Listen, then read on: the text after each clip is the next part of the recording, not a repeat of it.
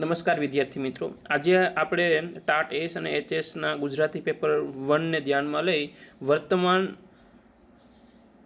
કેટલાક નિબંધો આજે ચર્ચા કરવાના છીએ. રાઈટ, આપણે કહી શકાય કે ટાટ મુખ્ય પરીક્ષાનો સૌથી મહત્વનો વિભાગ એટલે કે આપણે કહી શકીએ નિબંધ લેખન. રાઈટ, તેના વિશે વાતચીત કરવાના છીએ.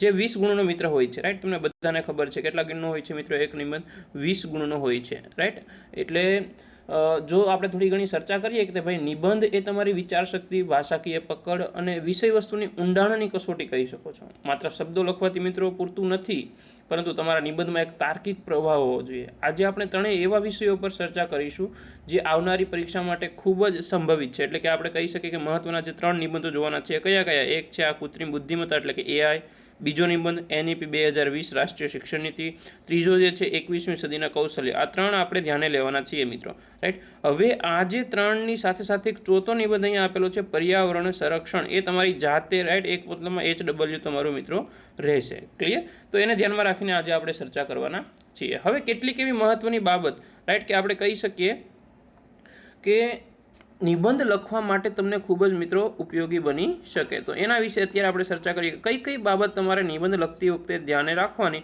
એને ધ્યાનમાં રાખીને આપણે અહીંયા ચર્ચા કરવાના છીએ મિત્રો. તો પહેલી જ આપણે જો વાતચીત મિત્રો કરીએ રાઈટ કે આકર્ષિત પ્રસ્તાવના મિત્રો તમારી હોવી જોઈએ. પ્રસ્તાવના કેવી હોવી જોઈએ મિત્રો? આકર્ષિત. હવે આકર્ષિત પ્રસ્તાવના ક્યારે મિત્રો બની શકે?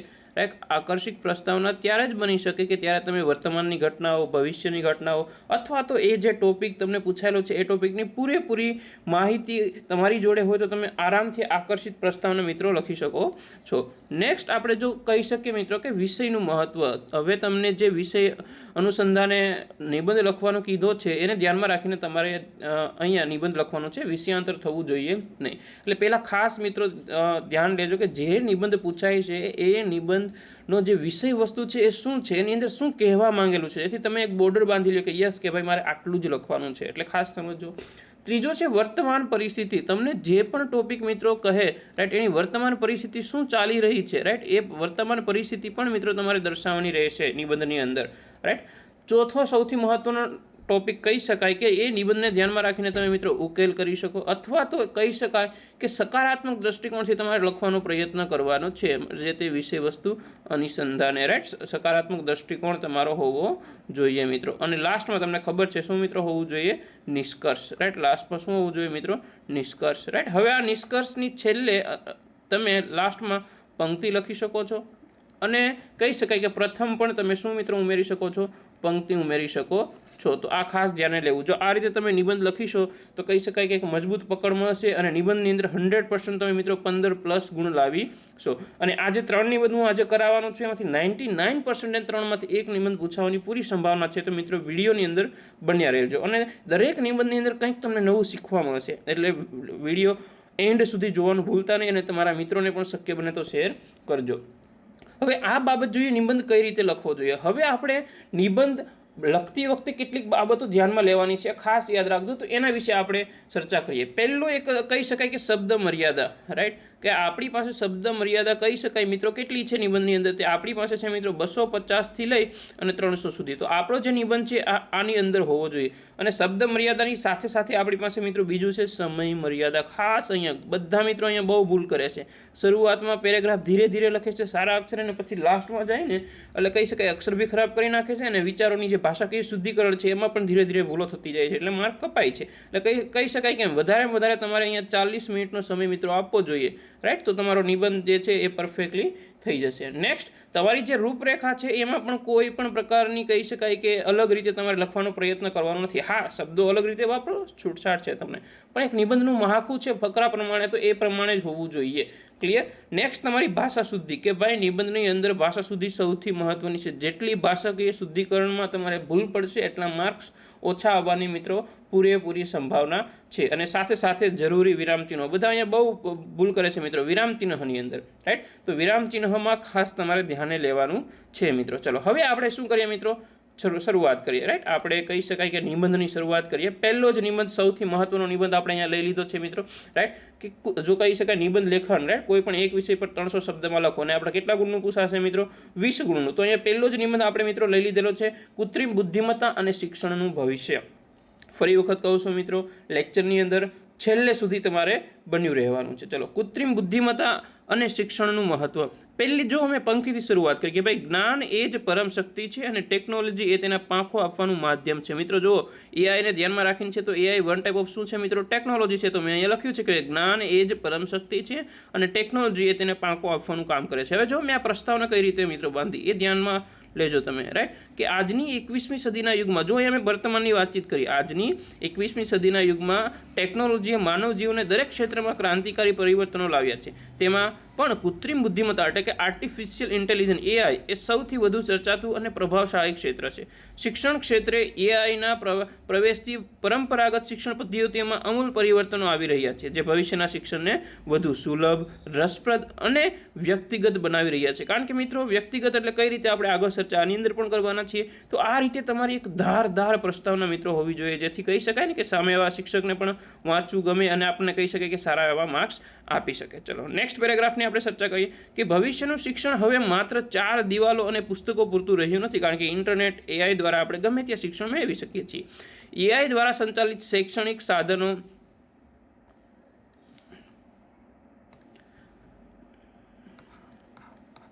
ચલો જોઈએ પેરેગ્રાફ મિત્રો. ભવિષ્યનું શિક્ષણ હવે માત્ર 4 દિવાલો પૂરતું નથી રહ્યું. એઆઈ દ્વારા સંચાલિત શૈક્ષણિક સાધનો દરેક વિદ્યાર્થીનો શીખવાની ગતિ, ક્ષમતા અને રુચિઓને સમજીને મજબૂત અભ્યાસક્રમ તૈયાર કરે છે. આ છે મિત્રો વ્યક્તિગત, રાઈટ? આપણે જોઈએ છે કે એક જ ક્લાસમાં 40 થી 50 વિદ્યાર્થી બેઠા હોય અને શિક્ષક ભણાવી રહ્યા છે તો એ બધાને સમાન ગતિએ ભણાવતો હોય છે. પણ એઆઈ છે વ્યક્તિગત હોય છે. મારે જે ગતિમાં શીખવું છે, જેવું શીખવું છે, જેવી રસ રુચિ સાથે શીખવું છે એવું આપણે શીખી શકીએ છીએ. જે વિદ્યાર્થીને કોઈ વિષય સમજવામાં મુશ્કેલી પડતી હોય તેને એઆઈ એક અંગત શિક્ષકની જેમ માર્ગદર્શન આપે છે, રાઈટ? તમને જે પણ પ્રોબ્લેમ થાય એ વ્યક્તિગત તમારી જે કંઈ કહી શકાય કે રસ રુચિ અથવા તો તમારી જે કંઈ ભૂલ છે એ ભૂલને સુધારી કઈ રીતે શકાય એવા અનેક પ્રકારનું માર્ગદર્શન તમને મિત્રો એઆઈ આપી શકે છે.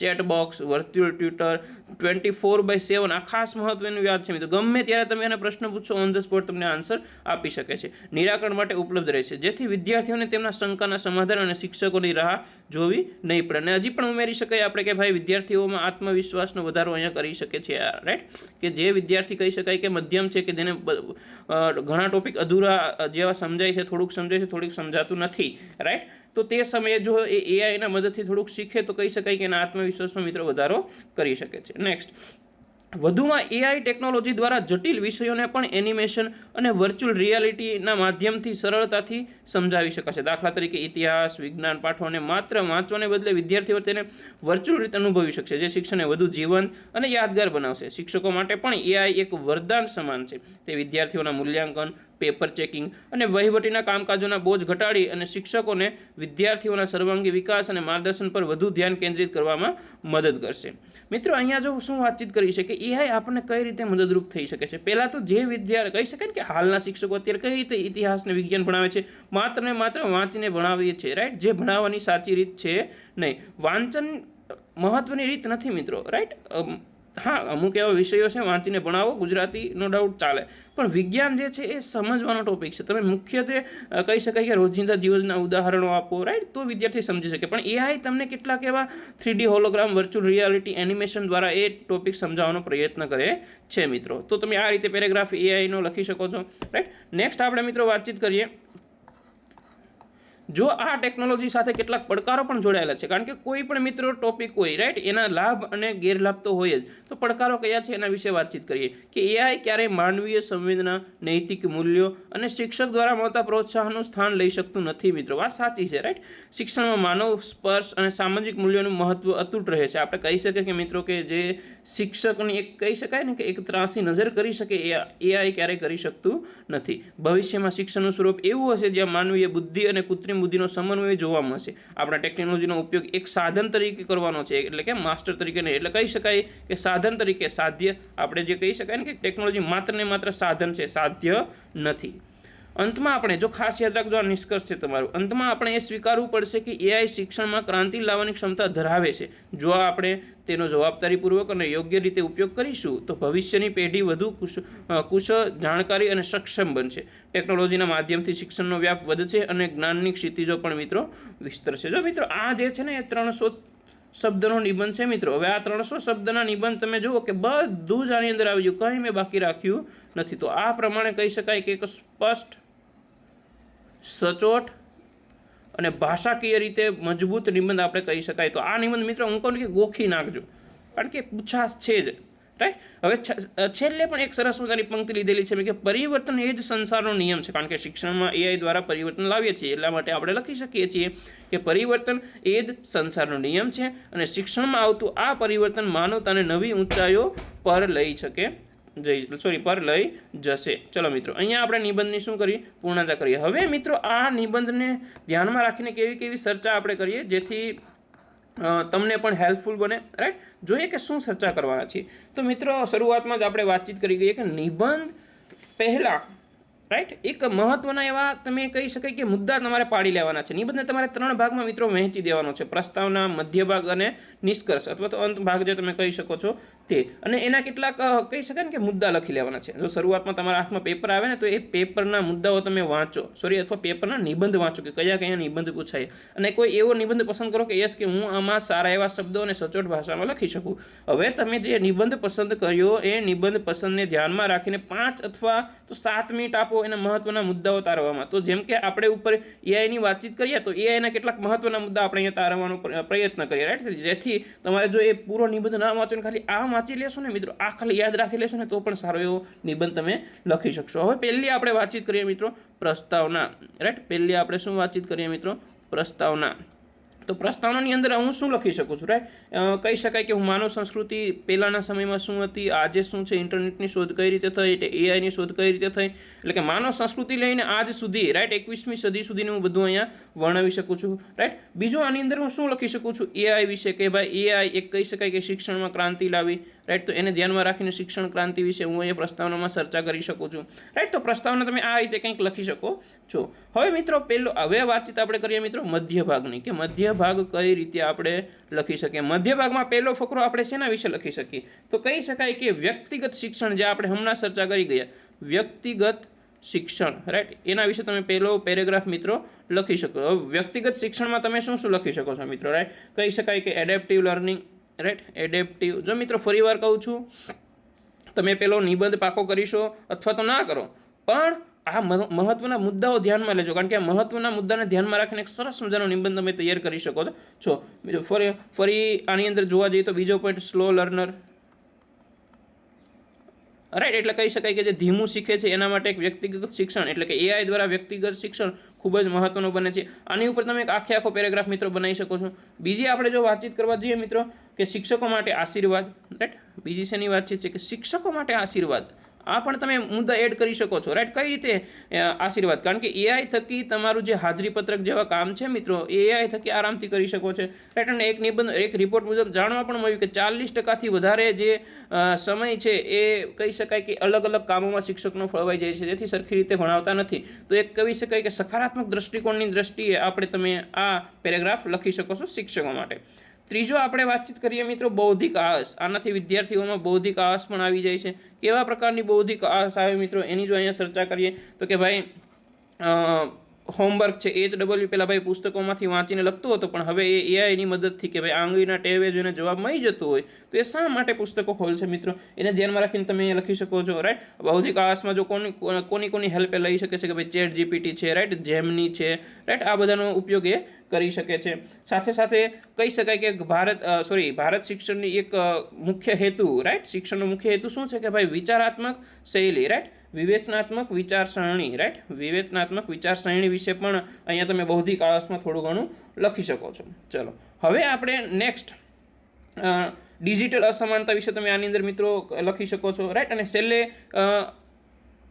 ઉપસંહારની અંદર તમે એઆઈ બેધારી તલવાર છે, ભવિષ્યનું એઆઈ આદર્શ મોડલ, એવી અનેક બાબતો તમે લખી શકો છો. એટલે કે તમે જ્યારે નિબંધ લખવાની શરૂઆત કરો તો મિત્રો આ રીતે તમે ભૂલતાની મહત્વના મુદ્દા પાડતા અને આ મુજબ પછી તમારે આગળ વધવાનું, રાઈટ. તમે નિબંધ લખો છો ત્યાં આગળ વધવાનું આ રીતે. એનાથી શું મિત્રો નહીં થાય, જેનાથી વિષયાંતર થશે ને, એને વિષયાંતર ના થાય ને તો મેક્સિમમ તમારે બની શકે કે 50+ માર્ક્સ આવી શકે. ચલો હવે નેક્સ્ટ આપણે મિત્રો ચર્ચા કરીએ બીજા નિબંધની, એટલે કે રાષ્ટ્રીય શિક્ષણ નીતિ 2020 અમલીકરણ, પડકારો અને ભવિષ્યની દિશા. જોઈએ પહેલાં જુઓ મેં અહીંયા પણ મેં શું લીધું છે મિત્રો, પંક્તિ લીધી છે કે શિક્ષણ એ માત્ર માહિતીનું આદાન પ્રદાન નથી, પરંતુ વ્યક્તિત્વનું સર્વાંગી ઘડતર અને રાષ્ટ્રીય નિર્માણનો પાયો છે. કારણ કે કોઈ પણ દેશનું શિક્ષણ મજબૂત હશે તો એ વિશ્વમાં મજબૂતી ધરાવતો જ હશે. પ્રસ્તાવના જોઈએ. ભારત સરકાર દ્વારા જાહેર કરવામાં આવેલી રાષ્ટ્રીય શિક્ષણ નીતિ 2020 એ દેશની શિક્ષણ વ્યવસ્થામાં દાયકાઓ પછી આવેલી એક સીમાચિહ્ન બદલાય છે. આ નીતિઓ મુખ્ય ઉદ્દેશ ભારતને ફરીથી વિશ્વગુરુ બનાવવાનો અને શિક્ષણને લચીલું, સર્જનાત્મક અને કૌશલ્ય આધારિત બનાવવાનો છે મિત્રો. હવે અહીંયા વાત તો સારી કરેલી છે, પણ NEP 2020 કહી શકાય ક્યારથી આવેલી છે મિત્રો, કે ભાઈ 2020થી આવેલી છે. અને આજ કયું વર્ષ ચાલે છે તો કે 2026. તમે જોયું હશે ઘણું બધું હજી કંઈ પણ એપ્લાય થયું નથી. બસ આ જ ભારતની મોટી તકલીફ.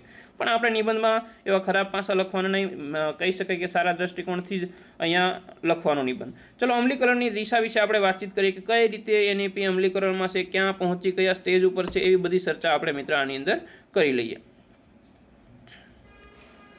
NEP 2020નું અમલીકરણ વિવિધ તબક્કે થયું. મિત્રો ખબર છે અલગ અલગ તબક્કે થયું છે. 10+2ના માળખાને બદલે 5+3+3+4નું માળખું અપનાવવામાં આવ્યું, એટલે માળખું બદલી ગયું મિત્રો.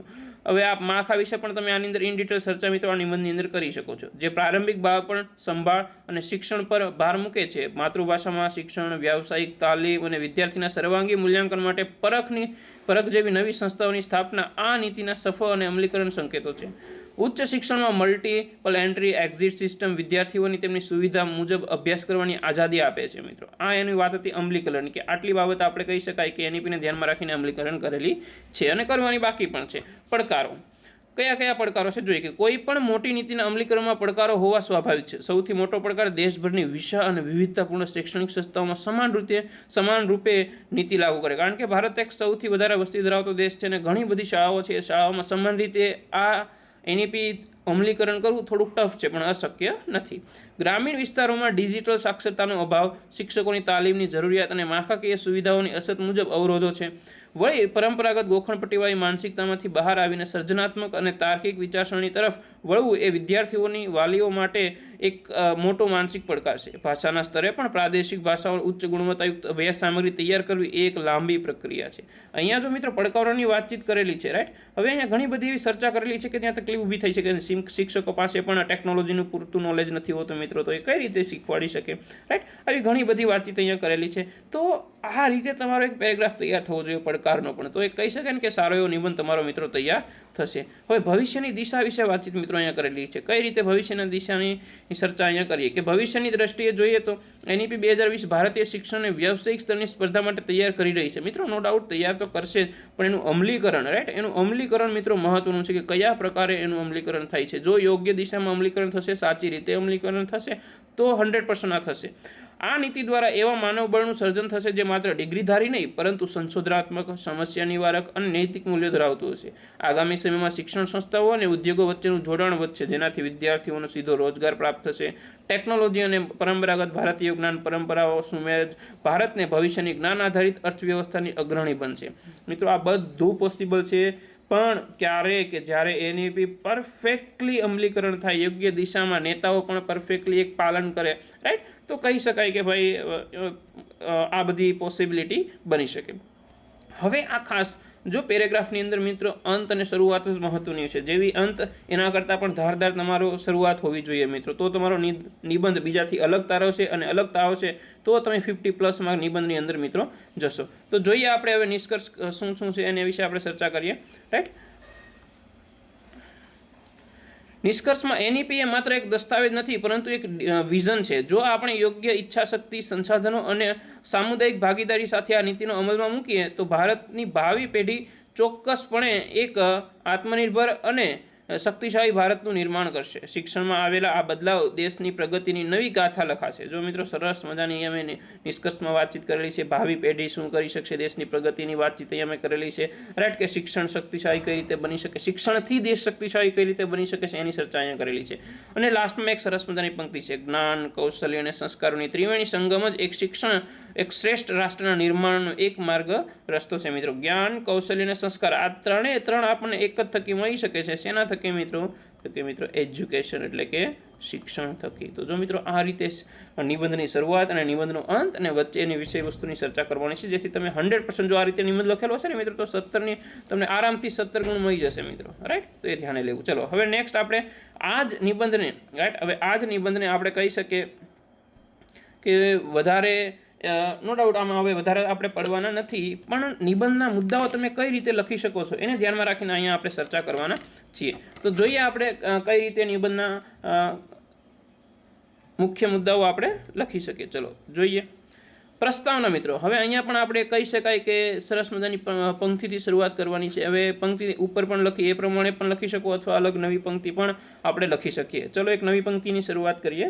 શિક્ષણ બાબતે હોય, યસ, કે શિક્ષણ એ જીવનની તૈયારી નથી. લખી શકો છો મિત્રો, શિક્ષણ એ જીવનની તૈયારી નથી. શિક્ષણ પોતે જ મિત્રો શું છે? જીવન છે, તૈયારી નથી. શિક્ષણ પોતે જ જીવન છે. ચલો આ એક પંક્તિથી તમે આ નિબંધની મિત્રો શરૂઆત કરી શકો છો. પછી આની સાથે બીજું તમે શું કરી શકો છો કે ભાઈ NEP 2020માં જે આવી છે, રાઈટ, એ કોના સમિતિની અંદર આવી? તો કે આપણે કહી શકીએ ડૉક્ટર કે કસ્તુરીરંગન, રાઈટ, એની અધ્યક્ષતામાં આવી, એની ચર્ચા કરી શકો છો. 3 નીતિની વાતચીત અહીંયા કરી શકો છો કે 1968માં એક આવી, રાઈટ, બીજી નીતિ 1986માં આવી અને ત્રીજી અત્યારે 2020માં આવી. એ રીતે તમે ચર્ચા કરી શકો છો મિત્રો.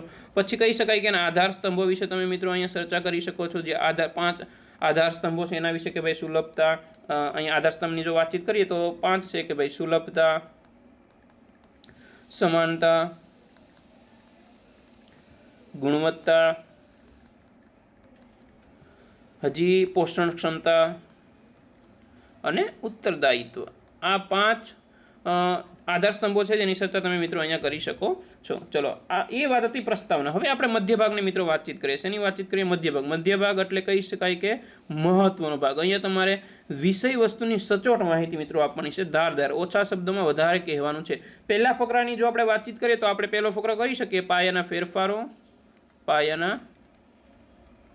ફેરફારો અને માળખું. આને ધ્યાનમાં રાખીને પહેલો ફકરો તમે મિત્રો લખી શકો છો. હવે પાયાના ફેરફારો કયા કયા છે? તો કે ભાઈ એક તો આપણી જે શિક્ષણ નીતિ છે એનો ધ્યેય શું છે એ લખવાનો છે તમારે. નવું માળખું શું છે, રાઈટ, આપણને બધાને ખબર છે નવું માળખું. જૂનું માળખું છે 10+2 હતું, તો નવું માળખું શું થયું? 5+3+3+4, રાઈટ. હવે આપણે વાતચીત કરીએ નેક્સ્ટ કે 4 તબક્કાઓ તમે લખી શકો છો. આ 4 તબક્કાઓને તમે ઇન ડિટેલ લખી શકો છો કે ફાઉન્ડેશન સ્ટેજથી લઈ અને છેલ્લે તમે કહી શકાય કે પ્રાઇમરી શિક્ષણ, રાઈટ, એક્સેટ્રા સેકન્ડરી સ્ટેજ સુધી તમે અહીંયા લખી શકો છો. આ 5 તબક્કા ઇન ડિટેલ આ પેરેગ્રાફની અંદર તમે ચર્ચા કરી શકો છો મિત્રો. હવે આપણે વાતચીત કરીએ બીજા પેરેગ્રાફની, રાઈટ. બીજા પેરેગ્રાફની જો હું ચર્ચા કરું કે શિક્ષણ પદ્ધતિમાં સુધારા. બીજો પેરેગ્રાફ કયો છે મિત્રો? શિક્ષણ પદ્ધતિમાં સુધારા. એને ધ્યાનમાં રાખીને તમે અહીંયા પેરેગ્રાફ નંબર 2 લખી શકો છો. હવે કેવા સુધારા થયા એ તમે લખી શકો છો. પહેલું મહત્વનું છે વ્યાવસાયિક શિક્ષણ ઉપર ફોકસ કરેલું છે કે ધોરણ 6 થી જ પણ વ્યાવસાયિક શિક્ષણની શરૂઆત થઈ જવી જોઈએ. એની ચર્ચા તમે અહીંયા કરી શકો છો. નેક્સ્ટ માતૃભાષા ઉપર ફોકસ કરેલું છે કે ધોરણ 1 થી 5 સુધી ફરજિયાત માતૃભાષા ઉપર કામ કરવાનું અથવા તો માતૃભાષામાં શિક્ષણ આપવાનું જેને શક્ય બને તો ધોરણ 8 સુધી તમે માતૃભાષામાં શિક્ષણ આપી શકો છો. એની ચર્ચા અહીંયા કરી શકો છો, રાઈટ. નેક્સ્ટ કહી શકાય કે મલ્ટીડિસિપ્લિનરી સંસ્થા સ્થાપનની વાતચીત કરેલી છે દરેક જિલ્લાની અંદર. એ તમે અહીંયા લખી શકો છો, રાઈટ. નેક્સ્ટ વાતચીત કરીએ મલ્ટિપલ એન્ટ્રી અને એક્ઝિટની વાતચીત અહીંયા કરેલી છે. મલ્ટિપલ એન્ટ્રી અને એક્ઝિટની વાતચીત કરેલી છે કે જો તમારું કોલેજ પહેલું વર્ષનું છે તમે મૂકી દો છો, ફરી વખત 2 વર્ષ પછી બીજા વર્ષમાં આવો છો ત્યાંથી ફરી વખત તમે એન્ટ્રી લઈ શકો છો. આ માત્ર શેની વાતચીત કરેલી છે? અહીંયા ઉચ્ચ શિક્ષણની વાતચીત કરેલી છે, રાઈટ. ચલો હવે બીજી વાતચીત છે વિષયમાં સ્વતંત્રતા. વિષયમાં શું મળેલી છે મિત્રો? અહીંયા સ્વતંત્રતા કેવા પ્રકારની કે ધોરણ 9માં ધોરણની અંદર વિદ્યાર્થી કોઈ પણ વિષય પસંદ કરી શકે છે. 11ની અંદર છે તો ભાઈ સાયન્સ વિદ્યાર્થી પણ ભૂગોળ પસંદ કરી શકશે. એવી બધી ચર્ચા અહીંયા મિત્રો કરેલી છે. તો આ પેરેગ્રાફ નંબર 2 તમે આ રીતે પરફેક્ટલી લખી શકો છો મિત્રો. ફરી વખત કહું, જો આ મુદ્દા તમે કરેલા હશે ને તો મિત્રો તમને કોઈ તકલીફ ઊભી થશે નહીં લખતી વખતે, ને વિષયાંતર ઓછું થશે. ત્રીજો પેરેગ્રાફ જો આપણે લખવા જઈએ તો મૂલ્યાંકન અને ઉચ્ચ શિક્ષણ. મૂલ્યાંકન અને ઉચ્ચ શિક્ષણ વિશે ત્રીજો પેરેગ્રાફ તમે મિત્રો લખી શકો છો, રાઈટ. આની અંદર શું તમે કરી શકો છો મિત્રો, એક તો report card, right. Report card એટલે કે આપણું હોલિસ્ટિક કાર્ડ. કયું કાર્ડ મિત્રો? હોલિસ્ટિક કાર્ડ વિશે અહીંયા વાતચીત કરેલી છે. નેક્સ્ટ અહીંયા આપણે વાતચીત કરીએ તો કે ભાઈ સ્વમૂલ્યાંકન, રાઈટ. વિદ્યાર્થીનું સ્વમૂલ્યાંકન જે રીતે થાય છે સર્વાંગી વિકાસને ધ્યાનમાં રાખીને એની વાતચીત અહીંયા આપણે કરી શકીએ છીએ, રાઈટ. લવચિકતા, અભ્યાસક્રમમાં લવચિકતા આપણને જોવા મળશે મિત્રો, રાઈટ. નેક્સ્ટ વાતચીત કરીએ ABC, right. Academic bank credit વિશે અહીંયા વાતચીત કરવાની છે કે જ્યાં વિદ્યાર્થીનો બધો ડેટા આપણને મળી રહેશે. પછી હા, વિદ્યા સમીક્ષા કેન્દ્ર, મૂલ્યાંકન માટે આ તો તમારે લખવાનું જ છે મિત્રો, રાઈટ. વિદ્યા સમીક્ષા કેન્દ્ર કે ભાઈ અહીંયા મોનિટરિંગ, ઓનલાઈન મોનિટરિંગ થાય છે કોનું કોનું, તો કે ભાઈ વિદ્યાર્થી અને શિક્ષક બંનેનું. તો આ ત્રીજો પેરેગ્રાફ મિત્રો તમે આ રીતે લખી શકો છો, રાઈટ. હવે નેક્સ્ટ આપણે વાતચીત કરીએ નિષ્કર્ષ. ભાઈ નિષ્કર્ષમાં બે જ બાબતો અહીંયા લખવાની છે તમારે. કઈ કઈ બે બાબતો, રાઈટ. એક તો આના પડકારો શું છે કે ભાઈ અમલ કરતી વખતે કેવા કેવા પડકારો હમણાં આપણે વાતચીત કરી ગયા, રાઈટ. અને કહી શકાય એક સમાન દ્રષ્ટિકોણથી, રાઈટ, તમારે અહીંયા ચર્ચા કરવાની છે. અને ભારતના ભવિષ્ય કેવું હોઈ શકે છે એને ધ્યાનમાં રાખીને તમે મિત્રો આ 3 ટોપિક અહીંયા ચર્ચા કરીશો એટલે તમારો નિષ્કર્ષ અહીંયા મિત્રો પૂર્ણ થઈ જશે. જો તમારે નિબંધ પાકો ના કરવો હોય તો આ મહત્વના મુદ્દા જે છે એ બધા પાકા કરી લેશો એટલે તમારો નિબંધ કહી શકાય કે 15+ માર્ક્સ લાવી શકે એવું બની જશે મિત્રો. ક્લિયર? ચલો, નિબંધ નંબર 3 એટલે કે આપણે કહી શકીએ કે કૌશલ્ય લક્ષ્ય આધારિત અહીંયા આપણે નિબંધની ચર્ચા કરવાની છે. તો જોઈએ આપણે મિત્રો, ફરીવાર કહું છું, વિડીયો ગમે તો લાઇક કરજો, શેર કરજો અને સબસ્ક્રાઇબ કરજો. નેક્સ્ટ વાતચીત કરીએ. શિક્ષણનો અર્થ માત્ર પુસ્તકનું જ્ઞાન મેળવવું નથી પરંતુ જીવનના પડકારો સામે ઝઝૂમવું માટે જરૂરી કૌશલ્ય કેળવવા છે. જો સરસ મજાની પંક્તિ છે મિત્રો, યાદ કરી લેજો, એવું લાગે તો ગોખી લેજો, કારણ કે આ 3માંથી એક નિબંધ હશે ને હશે, રાઈટ. 21મી સદીના જ્ઞાન અને ટેકનોલોજીનો યુગ છે. ફરી વખત મિત્રો, 21મી સદી જ્ઞાન અને ટેકનોલોજીનો યુગ છે. આ ઝડપથી બદલાતા વિશ્વમાં માત્ર ડિગ્રી મેળવવી પૂરતી નથી પરંતુ જીવનમાં સફળ થવા માટે વિશિષ્ટ કૌશલ્યની જરૂર છે. આ જરૂરિયાતને ધ્યાનમાં રાખીને આજના વર્ગખંડમાં સ્વરૂપ પરંપરાગત શિક્ષણ પદ્ધતિથી બદલાઈને કૌશલ્ય ખીલવણી કેન્દ્ર તરીકે વિકસી રહ્યું છે. મિત્રો ખબર છે કે આપણું જે શિક્ષણ હતું, right, A one type of કહી શકાય કે માત્ર ને માત્ર વાંચન આધારિત હતું, રાઈટ. એમાં કોઈ પ્રેક્ટિકલી નોલેજ બહુ ઓછું આપવામાં આવતું હતું. પણ હવે ધોરણ 6 થી જ અહીંયા સ્કિલ બેઝ એજ્યુકેશનની મિત્રો વાતચીત કરેલી છે. નેક્સ્ટ પેરેગ્રાફની ચર્ચા કરીએ કે આધુનિક વર્ગખંડમાં શિક્ષણની પ્રક્રિયા મુખ્યત્વે વિદ્યાર્થી કેન્દ્રિત છે. અહીં શિક્ષક માત્ર માહિતી આપનાર નથી પરંતુ એક સુવિધા પ્રદાતા અને માર્ગદર્શક છે. વર્ગખંડમાં 4 કૌશલ્ય પર વિશેષ ભાર મૂકવામાં આવે છે: ક્રિટિકલ થિંકિંગ, ક્રિએટિવિટી, કોલેબોરેશન અને કમ્યુનિકેશન. વિદ્યાર્થીઓ માત્ર માહિતી ગોખવાને બદલે કેવી રીતે શીખવું તે શીખે છે. જો શીખવામાં આવશે ને તો કહી શકાય કે વિદ્યાર્થીનો દરેક નાગરિક કંઈક ને કંઈક કરતો થશે. એટલે કે કહી શકાય કે બેરોજગારી મિત્રો ઓછી થશે. શું ઓછી થશે? બેરોજગારીનું પ્રમાણ ઘટશે, રાઈટ. એટલે એ અહીંયા ચર્ચા કરેલી છે જે ખાસ તમારે ધ્યાને લેવાનું છે. જો મિત્રો ફરી વખત કહું છું, નિબંધની તમે સચોટતા જુઓ, ટુ ધ પોઈન્ટ અહીંયા વાતચીત કરેલી છે. તો આવી સચોટતા તમારે પરીક્ષામાં વાપરવાની છે એટલે સારા માર્ક્સ તમે લાવી શકો. વર્ગખંડની પ્રક્રિયામાં ટેકનોલોજીનું સ્થાન અનિવાર્ય બન્યું છે. સ્માર્ટ ક્લાસરૂમ, ડિજિટલ સાધનો અને ઇન્ટરનેટના માધ્યમથી વિદ્યાર્થીઓ વૈશ્વિક સ્તરનું જ્ઞાન મેળવે છે. પ્રોજેક્ટ આધારિત શિક્ષણ દ્વારા વિદ્યાર્થીઓ વાસ્તવિક જીવનની સમસ્યાઓ ઉકેલવાનું શીખે છે. ઉદાહરણ તરીકે, જો પર્યાવરણનો અભ્યાસ કરવો હોય તો વિદ્યાર્થીઓ ક્લાસમાં બેસીને માત્ર પુસ્તક વાંચવાને બદલે ફિલ્ડ વિઝિટ કરે છે, ડેટા એકત્રિત કરે છે અને તેનું વિશ્લેષણ કરી ઉકેલ રજૂ કરે છે. આ પ્રક્રિયાથી તેમનો આત્મવિશ્વાસ વધે છે અને વિષય પરની પકડ મજબૂત થાય છે. જો અહીંયા પણ સરસ મજાની મિત્રો વાતચીત કરેલી છે કે વર્ગખંડ પ્રક્રિયા કઈ રીતે ઉપયોગી થઈ શકે છે સ્કિલ બેઝ શીખવા માટે. નેક્સ્ટ વાતચીત કરીએ. આ ઉપરાંત આજના વર્ગખંડના સામાજિક ભાવનાત્મક શિક્ષણ પણ એટલું જ મહત્વનું છે. વિદ્યાર્થીઓમાં ટીમવર્કની ભાવના, નેતૃત્વ ગુણો, સમયનું વ્યવસ્થાપન અને સંવેદનશીલતા કહેવાય તેવું વાતાવરણ તૈયાર કરવામાં આવે છે. વર્ગખંડ એક એવી પ્રક્રિયા છે, એવી એક પ્રયોગશાળા છે જ્યાં ભૂલ કરવાથી ડરવાને બદલે ભૂલમાંથી શીખવાની સંસ્કૃતિ વિકસાવવામાં આવે છે, રાઈટ. જો આ મહત્વનો ટોપિક છે. અહીંયા જો એક કહી શકાય ને કે શિક્ષક તરીકે તમે સારા એવું કામ કરો છો તો વિદ્યાર્થીને ભૂલ કરવા દેવી જોઈએ ને ભૂલમાંથી કઈ રીતે શીખી શકાય એની સમજણ શિક્ષકે આપવી જોઈએ. શિક્ષક અને વિદ્યાર્થી વચ્ચેનો સંબંધ મુક્ત અને સન્માનપૂર્ણ હોય છે જે વિદ્યાર્થીઓને જિજ્ઞાસાને પ્રોત્સાહન આપે છે. કારણ કે તમે જો એવી કહી શકાય કે પહેલ કરીશો તો 100% વિદ્યાર્થીઓની અંદર એક ઉત્સાહ મળશે, એક પ્રકારનું પ્રોત્સાહન મળશે કે યસ, કે હવે હું કંઈક કરી શકીશ. ચલો નેક્સ્ટ અને નિષ્કર્ષની અંદર વાતચીત આપણે મિત્રો કરીએ, રાઈટ, કે ભવિષ્યના વર્ગમાં કૃત્રિમ બુદ્ધિમત્તા એઆઈનો ઉપયોગ વિદ્યાર્થીઓને તેમના રસના વિષયોમાં નિષ્ણાંત મેળવવા મદદ કરશે. આમ 21મી સદીનો વર્ગખંડ એ માત્ર ભણવા માટેનું સ્થળ નથી પરંતુ એક એવું મંચ છે જ્યાં વિદ્યાર્થીઓ પોતાના આંતરિક શક્તિઓને ઓળખી તેને કૌશલ્યમાં પરિવર્તિત કરે છે, જે વિદ્યાર્થીઓના આ વાતાવરણમાં તૈયાર થશે તેઓ ચોક્કસપણે 21મી સદીના વૈશ્વિક પડકારોને પહોંચી વળવા સક્ષમ બનશે. આજના કૌશલ્ય આધારિત શિક્ષણમાં જ આવતીકાલની શ્રેષ્ઠ અને સમર્થ નાગરિકોનું નિર્માણ રહેલું છે. મિત્રો, જો આ રીતે નિબંધ તમે પૂર્ણ કરીશો તો મેં કીધું એમ સારા માર્ક્સ તમે લાવી શકીશો. ચલો મિત્રો, હવે અહીંયા આ જ નિબંધના આપણે મહત્વના મુદ્દા દર વખતે જે આપણે ચર્ચા કરીએ એ રીતે કરીએ. રાઈટ, તમે તમારી ધ્યાનમાં રાખીને કોઈ પણ રીતે શરૂઆત મિત્રો કરી શકો છો, કારણ કે બધા વિદ્યાર્થીઓ જે નિબંધ લખે એ એક સરખા વિચારમાં હોતા નથી, કારણ કે બધાનું મન સરખું નથી તો વિચાર પણ સરખા થવાના નથી. પણ તમે આવી માહિતીને હેલ્પથી નિબંધને વધુ સચોટ બનાવી શકો છો. તો આપણે વાતચીત કરીએ. પેલી પ્રસ્તાવના તમારી કેવી હોવી જોઈએ. રાઈટ, અહીંયા આપણે ખાલી પ્રસ્તાવનાની વાતચીત કરીએ અત્યારે કે શિક્ષણનો હેતુ માત્ર જ્ઞાન મેળવવાનો નથી, પરંતુ મનુષ્યને પોતાના પગ પર ઊભા રહેવા સક્ષમ બનાવવાનો છે. આ સ્વામી વિવેકાનંદનું એક વાક્ય છે. એ વાક્યથી પંક્તિની શરૂઆતથી તમે મિત્રો આ નિબંધની કરી શકો છો. પછી આની અંદર તમે 21મી સદીમાં અત્યારે કહી શકાય કે કૌશલ્યનું મહત્વ કેવું છે એની વાતચીત તમે મિત્રો અહીંયા કરી શકો છો. એટલે બીજી વાતચીત કરી શકીએ કે ભાઈ ભારત દેશ સૌથી યુવાન દેશ છે, કારણ કે યુવાઓ સ્કિલ શીખવાની હોય છે, યુવાઓને સ્કિલ શીખવાની હોય છે. તો ભારત દેશ સૌથી યુવાન દેશ છે. રાઈટ, એટલે કહી શકાય એની વિશે ચર્ચા કરી શકો છો. અને ભારત દેશની અંદર 5% જ યુવાનો સ્કિલ બેઝ એજ્યુકેશન પસંદ કરે છે. રાઈટ, બાકી બધા ગવર્મેન્ટ એક્સેટ્રા જેમાં નીકળી જતા હોય છે અને બેરોજગાર બને છે. એટલે કે બેરોજગાર વિશે પણ અહીંયા તમે મિત્રો વાતચીત કરી શકો છો. રાઈટ, બેરોજગારી વિશે અહીંયા ચર્ચા કરી શકો છો, કારણ કે 5% કહી શકાય કે યુવાનો સ્કિલ બેઝ એજ્યુકેશન પસંદ કરે છે.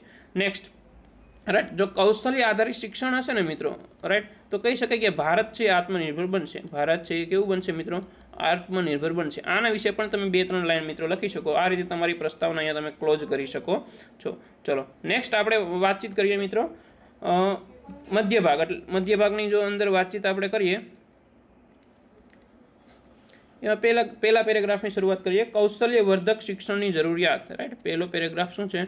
કૌશલ્યવર્ધક શિક્ષણની શરૂઆત.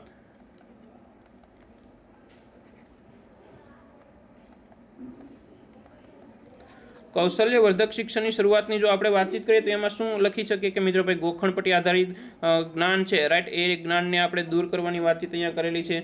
Skill gap. આ સ્કિલ ગેપ શું છે? રાઈટ, એનું તમને નોલેજ હોવું જોઈએ કે ભાઈ જે વિદ્યાર્થીઓ ભણીને તો આવે છે પણ એની પાસે પ્રોપરલી જરૂરિયાત મુજબની સ્કિલ હોતી નથી. તો એ સ્કિલ ગેપ પૂરું કરવા માટે આ કૌશલ્ય આધારિત શિક્ષણ મહત્વરૂપ બની શકે છે. રાઈટ, પછી અહીંયા વાતચીત કરીએ કે ભાઈ અલગ અલગ સેક્ટરની વાતચીત કરીએ કે ભાઈ આઈટી સેક્ટર છે, સીએ છે, રાઈટ, એન્જિનિયરિંગ છે. રાઈટ, આવા અલગ અલગ ક્ષેત્રને ધ્યાનમાં રાખીને એની પાસે સ્કિલ હોવી જોઈએ. રાઈટ, અને કારણ કે આજના યુગમાં એ લોકોની કહી શકાય પ્રાઇવેટ સેક્ટરમાં વધારે જરૂરિયાત છે એટલા માટે. ને શિક્ષણ અને વ્યવસાયની તાલીમનો જો સમન્વય મિત્રો અહીંયા થશે, રાઈટ, એવી વાતચીત આપણે કહી શકીએ કે શિક્ષણ પ્લસ વ્યવસાયિક તાલીમ આ બંને એક સાથે વિદ્યાર્થીઓને જો શીખવવામાં આવશે ને તો 100% ભારત કહી શકાય કે આત્મનિર્ભર બની શકે મિત્રો. આવી બધી ચર્ચા તમે પહેલે પેરેગ્રાફની અંદર કરી શકો છો મિત્રો. નેક્સ્ટ પેરેગ્રાફ નંબર 2ની આપણે ચર્ચા કરીએ મિત્રો. શિક્ષણનો સાચો હેતુ શું છે મિત્રો એ ખબર હોવી જોઈએ. શિક્ષણનો મિત્રો સાચો હેતુ શું છે એ ખબર હોવી જોઈએ. રાઈટ, તો એની વાતચીત કરીએ કે ભાઈ ભારત આત્મનિર્ભર કઈ રીતે બને એની ચર્ચા તમે કરી શકો છો. રાઈટ, અને જો સ્કિલ બેઝ એજ્યુકેશન મિત્રો મળશે ને, રાઈટ, તો કહી શકાય કે ભારતનો વ્યક્તિ જે છે, ભારતનો યુવાન છે એ જોબ સિકર નહીં પણ શું બનશે મિત્રો? જોબ ક્રિએટર બનશે. શું મિત્રો બનશે? જોબ ક્રિએટર બનશે. એટલે કે જોબ ગોતશે નહીં પણ જોબ આપશે મિત્રો. રાઈટ, એના વિશે ચર્ચા કરી શકો છો. રાઈટ, પછી અલગ અલગ અભિયાનો છે, જેમ કે આપણે વાતચીત કરીએ કે ભાઈ ગુજરાત સરકાર દ્વારા જે એક યુનિવર્સિટી ચાલે છે કૌશલ્ય ધ સ્કિલ યુનિવર્સિટી.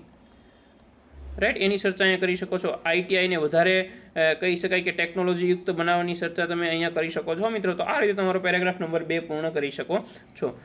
નેક્સ્ટ, કૌશલ્યવર્ધિક શિક્ષણની વાતચીત કરેલી છે ને અને આપણે એનઈપીની ચર્ચા ના કરીએ તો મજા ના આવે મિત્રો. રાઈટ, તો એનઈપીની આપણે અહીંયા ત્રીજા પેરેગ્રાફમાં ચર્ચા કરી દઈએ કે ભાઈ એનઈપી 2020ને ધ્યાનમાં રાખીને વ્યવસાયિક શિક્ષણની જે વાતચીત કરેલી છે મિત્રો, રાઈટ, એ ક્યારથી કરેલી છે? તો કે ભાઈ ધોરણ 6 થી વાતચીત કરેલી છે. તો એની વિશે અહીંયા તમે ચર્ચા કરી શકો છો. રાઈટ, પછી વાતચીત આપણે મિત્રો કરીએ અને વ્યવસાયિક શિક્ષણની જો અહીંયા ચર્ચા કરવી હોય તો આપણે એ પણ વાતચીત કરી શકીએ છીએ કે જે માનસિકતા છે અત્યારના જમાનાની કે ભાઈ શ્રમ કાર્ય એ કહી શકાય કે નીચું છે, જ્યારે ઓફિસની અંદર ઓફિસની અંદર જે વ્યક્તિ કામ કરતો એ કામ ઊંચું છે. તો આ માનસિકતા મિત્રો તોડવાની છે, કારણ કે બધું કામ એક સમાન હોય છે. એ દ્રષ્ટિકોણથી તમારે અહીંયા મિત્રો ચર્ચા કરવાની છે.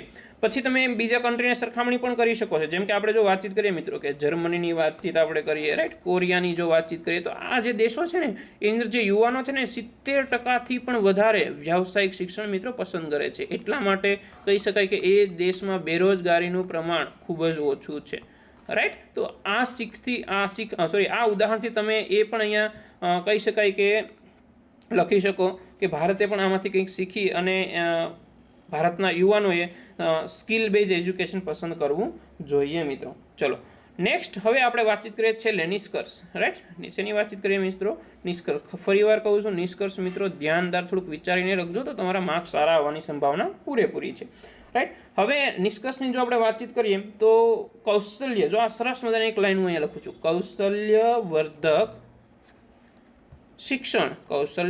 શિક્ષણ એ ભવિષ્યના ભારતની કરોડરજ્જુ છે. શું છે મિત્રો? ભવિષ્યના ભારતની કરોડરજ્જુ છે. જો મિત્રો આવી રીતે તમે કંઈક લખશો ને મિત્રો તો કહી શકાય કે તમારા નિષ્કર્ષ એક કહેવાય ને જે ચેક કરનાર હોય છે એના મનમાં છપાઈ જશે ને એમ થશે કે નહીં ભાઈ મારે સારા માર્ક્સ આપવા છે. જો એવું થશે તો સારા માર્ક્સ આવશે, કારણ કે એક જ વિષય ઉપર હજારો વિદ્યાર્થી નિબંધ લખે છે તો એને પણ કંઈક નવીનતા તો જોઈએ ને મિત્રો, રાઈટ. બીજું તમે અહીંયા લખી શકો છો કે ભાઈ મગજની સાથે એના હાથ પણ ચાલવા જરૂરી છે. મગજની સાથે એના શું મિત્રો ચાલવા જરૂરી છે? હાથ પણ ચાલવા જરૂરી છે. તો એને ધ્યાનમાં રાખીને તમે મિત્રો અહીંયા વાતચીત કરી શકો છો. અને કૌશલ્ય મિત્રો સાચી મૂડી છે, કારણ કે એ કોઈ ચોરી જવાનું નથી, રાઈટ. તો એને ધ્યાનમાં રાખીને તમે અહીંયા ચર્ચા કરી અને તમારા નિબંધનો મિત્રો શું લાવી શકો છો? અંત લાવી શકો છો. ક્લિયર મિત્રો? ચલો તો મિત્રો જો વિડીયો ગમે તો લાઇક, શેર અને સબસ્ક્રાઇબ કરવાનું ભૂલતા નહીં મિત્રો, રાઈટ. મારો ટાર્ગેટ છે કે ભાઈ આ વિડીયોની અંદર મિનિમમ 100 વ્યૂ આવે મિત્રો, રાઈટ. કારણ કે નાની શરૂઆત જ એક મોટી શરૂઆતની કહી શકાય કે પગલું કહી શકાય મિત્રો, રાઈટ. અને 100 વ્યૂ આવશે એટલે 100% મિત્રો આગળ આપણે કહી શકાય કે આવા જ મહત્વના પત્ર વિશે ચર્ચા કરીશું મિત્રો. ક્લિયર? તો વિડીયો ગમે તો લાઇક એન્ડ સબસ્ક્રાઇબ કરવાનું મિત્રો ભૂલતા નહીં.